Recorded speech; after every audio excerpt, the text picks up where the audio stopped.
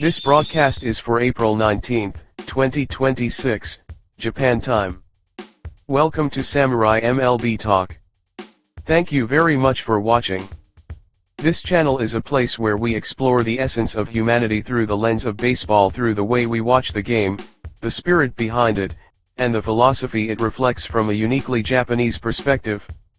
To our viewers in the English-speaking world, I truly hope you'll enjoy this dialogue about human nature as seen through the game of baseball. Your support means more than I can say. If you enjoy this content, please consider subscribing to the channel. Part 1, Highlights of Japanese Athletes on April 19, 2026, Japan time. I will talk about Shohei Ohtani of the Dodgers and Munetaka Murakami of the White Sox later. Seiya Suzuki of the Cubs appeared as the number 5 hitter and right fielder in the game against the Mets. The team won with a score of 4-2. Although Seiya Suzuki had no hits, he had 1 walk and 2 hit by pitches. Seiya Suzuki has an excellent eye for the ball and changes his hitting style depending on the situation. Sometimes he aggressively swings from the very first pitch, and other times he tracks the ball until a full count. Especially when he is not in top form, if he aims to get on base even without a hit, he sometimes intentionally goes for a walk. In today's game, he got on base in 2 at-bats through a walk and a hit by pitch, so having no hits is absolutely no problem. In the 6th inning, with 2 outs and a runner on first, I believe the fact that he chose a walk led to the 3-run home run by Kelly, the pinch hitter who followed as the 6th batter. A walk is not a hit, so it might look plain. However, looking at the timeline like this, there are many scenes in baseball where a walk is precisely what led to scoring. Although Seiya Suzuki had no hits today, I think it is fair to say he played an active role in the scoring. In the next game, I expect not only Seiya Suzuki's great eye for the ball but also powerful hits and home runs. Kazuma Okamoto of the Blue Jays appeared as the number 7 hitter and third baseman in the game against the Diamondbacks. The team lost 2-6. Kazuma Okamoto performed well with 2 hits and 1 RBI. The right field hit in his first at-bat was a hit where the ball hit the bat he had stopped, and it just happened to fly into a good spot. However, his RBI timely hit in the third at-bat in the 6th inning, which temporarily tied the game, was brilliant. In his second at-bat, Kazuma Okamoto ended with a swinging strikeout. It was a strikeout in a form where he was toyed with by pitcher Zac Gallen's knuckle curve. In the top of the 6th, the Blue Jays were trailing 1-2. It was Kazuma Okamoto's third at-bat with 2 outs and a runner on second. Zac Gallen attacked with knuckle curves for everything except the first pitch and the final ball that was hit. He persistently invited swinging strikes against Kazuma Okamoto with knuckle curves, just like in the second at-bat. Okamoto desperately clung to the ball to avoid swinging and missing, fouling them off to stay alive. Out of the 6 pitches Gallen threw to Okamoto, all were knuckle curves except for the first and last pitches. The first pitch was a 93 mph fastball. After that, he threw 4 consecutive knuckle curves in the 80 mph range low in the zone. On the final pitch, Okamoto drove a 93 mph fastball back to left field. It was magnificent. The first pitch was indeed a 93 mph fastball, but after that, there were 4 consecutive knuckle curves in the 80 mph range. After being thrown 4 consecutive knuckle curves in the 80 mph range, Okamoto did not fall behind on the 93 mph fastball and lined a timely hit to left field. While it may not be the entirety of Okamoto's ability, we caught a glimpse of his strengths not being overpowered by fastballs and not being confused by the opposing pitcher. Before today's game, Blue Jays manager Schneider made the following comment about Okamoto, who had been hitless for 3 games until today. "I'm not worried about the numbers yet. What matters is which pitches he swings at and how hard he is hitting the ball." Hearing these words, I felt a little relieved. This is because I was worried that if he remained in such a slump, Okamoto might lose his position as a regular. However, Manager Schneider's words might have helped Okamoto keep his spirits strong. Today, he contributed to the team with 2 hits and 1 RBI. Although the team could not win, the fact that the team scored through Okamoto's hitting is a big deal. From the next game onward, I expect him to show persistence and clutch hitting just like he did today. Pitcher Yusei Kikuchi of the Angels started the game against the Padres. He pitched well, going 6 innings with no runs and 8 strikeouts, but the team lost 1-4. No win or loss was credited to Yusei Kikuchi. In this outing, Yusei Kikuchi's performance in the early innings from the first to the 3rd, which had been a challenge, was magnificent. He very often gives up runs between the first and 3rd innings. That was the result last time as well. If he masters the ability to reliably navigate the first through 3rd innings without giving up runs, he can showcase himself as an ace. That is exactly what happened in this outing. It was a wonderful performance. Although the team lost, Yusei Kikuchi firmly did the job he was supposed to do. I hope to see him show stable pitching like today in the next game as well. Part 2, Batters and Pitchers Expected to be the Next Ohtani. Munetaka Murakami of the White Sox appeared as the number 2 hitter and first baseman in the game against the Athletics. The team suffered a comeback loss with a score of 6-7. I believe this is a problem of low pitching power and weak defense, but I will avoid that topic this time. Munetaka Murakami performed well with 1 hit, 1 RBI, and 3 walks. In the 7th inning, he hit his 7th solo home run, marking 2 consecutive games with a homer. The home run in 2 consecutive games was magnificent. Yesterday, he hit a massive blast that went over center field off Alvarado's 98 miles per hour fastball, brushing off the criticism that Murakami is weak against fastballs. Today, he hit a home run from center to left off Harris's 73 miles per hour curveball. After 2 consecutive 95 miles per hour fastballs were thrown and he fouled them off to stay alive, he caught the 73 miles per hour curveball firmly without overstraining, and it went over the fence to the left of center. It was a hit that showcased his hitting technique. As I mentioned in yesterday's broadcast, he is displaying hitting worthy of the next Ohtani. When Shohei Ohtani belonged to the Angels, there were situations where the team could not win no matter how many home runs Shohei Ohtani hit.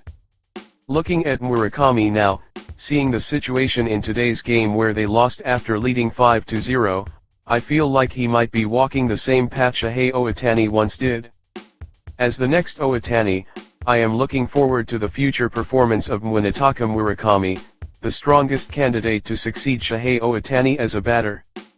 There are players expected to be the next Ohtani, but succeeding Shohei Ohtani cannot be handled by a single player. Shohei Ohtani is a unicorn, and I believe it is impossible for a single player to reproduce and surpass his success in both hitting and pitching. However, there is one way to surpass the unicorn, by dividing the roles into batter and pitcher, and surpassing Shohei Ohtani in each respective role. Currently, as a batter, the one said to be most suitable as the next Ohtani is Munetaka Murakami. As I introduced earlier, I think he has the talent to surpass Shohei Ohtani's hitting stats. The speed of his batted balls and his flight distance are also attractive. On the other hand, who is the next Ohtani as a pitcher? It is Roki Sasaki, who is currently receiving backlash from some media outlets.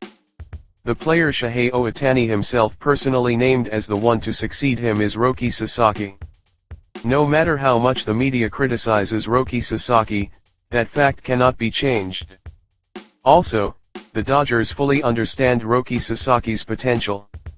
Their development policy for Roki Sasaki is to have him experience the major league mound many times, encouraging growth while he learns firsthand. Some media outlets don't seem to like that. They seem to want to apply old-fashioned standards to the current Dodgers player development, saying a pitcher of Sasaki's level should be raised in the minors. However, the Dodgers have individual development policies for each player. For Roki Sasaki, the policy of giving him many experiences in the majors is optimal. Even for players at the same level as Roki Sasaki, there will be some who are developed in the minors depending on the individual. In this way, each player has different characteristics, so it is natural that the development policy differs for each person.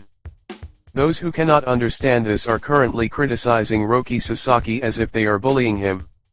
It was the same when Shohei Ohtani moved to MLB. Shohei Ohtani also received much criticism. However, he silenced that criticism with results. Roki Sasaki is now walking the same path as Shohei Ohtani. Roki Sasaki will eventually become the best pitcher in the world. Those currently bashing Roki Sasaki will surely become quiet. As the successor to pitcher Shohei Ohtani, as a new unicorn, he will become a great pitcher representing MLB in the future. That is Roki Sasaki. The Dodgers are currently giving Roki Sasaki many experiences on the major league mound as the new unicorn to succeed pitcher Shohei Ohtani. He is growing little by little every time he takes the mound. I am sure that in the end, as a new unicorn, he will realize the next Ohtani as a pitcher. Because Shohei Ohtani is so great and amazing, it is impossible for the next generation of players to succeed him as a two-way player like he does. For the next generation to take over from Shohei Ohtani, the shortest path is to give birth to new unicorns in both hitting and pitching separately.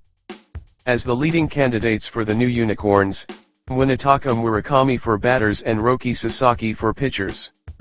Expectations are placed on these two players. Both Murakami and Sasaki are beginning to perform as the next Ohtani and as new unicorns little by little, so we cannot take our eyes off their future activities. I hope you all pay attention to both players every day. Part 3, Shohei Ohtani is the owner of a legend shop. There are various types of shops in this world. Shops that mainly handle food, shops that handle clothing, shops that handle digital devices, and so on. Among them, what I am focusing on is a shop that handles legends. There is an owner of a legendary shop named Shohei Ohtani. A characteristic of this legendary shop is that it repeatedly builds numerous legends. Once he starts creating legends, he doesn't stop. It's troublesome. It makes everyone around him feel miserable. He is called a unicorn by those around him. In today's game, Shohei Ohtani of the Dodgers appeared as the #1 hitter and DH against the Rockies. It was a game where his consecutive game on-base streak was on the line.